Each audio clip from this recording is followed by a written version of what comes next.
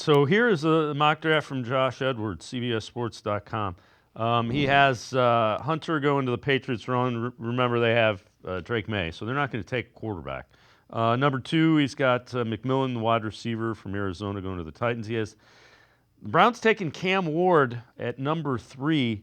Would probably be more inclined to sign Kirk Cousins, draft a quarterback on day 2, but cannot pass up the opportunity to select Cam Ward at number 3 if the Browns do not go quarterback. Offensive tackle, best player available would be preferred path. They have the Giants selecting Shedeur Sanders at number 4 right after the Browns. I'm with you. I'm not a quarterback guru. I've seen Cam Ward play a couple of times. I don't look at him and think, man, he's going to light the NFL up. The one thing he I like might. about Cam Ward, the one thing I like is you see a lot of vertical balls. Mm-hmm. And this is what you need, and this is what you see. You saw it with Joe Flacco last year. We saw it with Jameis Winston. And, look, there was some success with Jameis Winston. Granted, there was more failures than success. But, not throwing the ball down the field or not even trying, it's not doing anything. We saw it happen with Deshaun Watson. We've seen it with DTR. What we've seen from some quarterbacks that have succeeded with the Stefanski system is, I'm gonna throw it deep.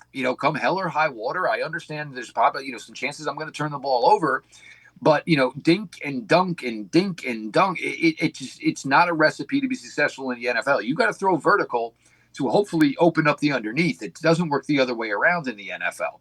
And the other thing is you can't fake it in the NFL. The defenses can see after 3, 4, 5 pass attempts, this guy's got no inclination to going deep. This guy has no confidence to go deep, doesn't trust his offensive line or fears the pass rush too much. It's just like, dogs that become salivating.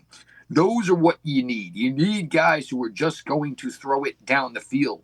And you saw the Jerry Jeudy emergence. Why? Because they started throwing the ball vertically. And you saw why Jerry Jeudy, can be a great player in this league. Yesterday, 12 for 84. Jerry Jeudy's not going to excel on this underneath stuff. But even still, you can excel on the underneath stuff when you hit some vertical and then you create yards after the catch. It's going to be tough. My gut tells me that the Browns would probably love to trade out, just because I think as severe as the hole is for them at the quarterback position, it may not be the smartest decision to make to basically bring somebody in who's just going to be viewed as a franchise savior. Look, we saw how this worked out once, and in 2018 it was great. And, by 2021, it was a really, really bad situation for that said quarterback. Do you look for, the retreads? And there's a bunch of them out there. Justin Fields, Daniel Jones. And I'm not saying any of these guys are going to hit, but at least these guys come in and, what they're coming in with is, I know why I failed originally. And hopefully you go to a place where they say, hey, look, this is what you had problems with in this league. So we are going to work our way. We're going to navigate around it. We're going to work on it. It's going to be a lot different. Certainly, there's going to be a lot of changes probably to the offensive line. You have no idea what your running game can look like in 2025. There's a lot that's going to go into this, and I'm just not sure if banking on a Shedeur Sanders or a Cam Ward, who probably maybe would have been 5th out of the quarterback class last year, maybe 6th. So, you can't just say you take the quarterback. It's got to be that the quarterback is worthy of being taken because, they make this, they're lucky they're going to get to make this decision a second time. There will be no third. Well, here's the other thing.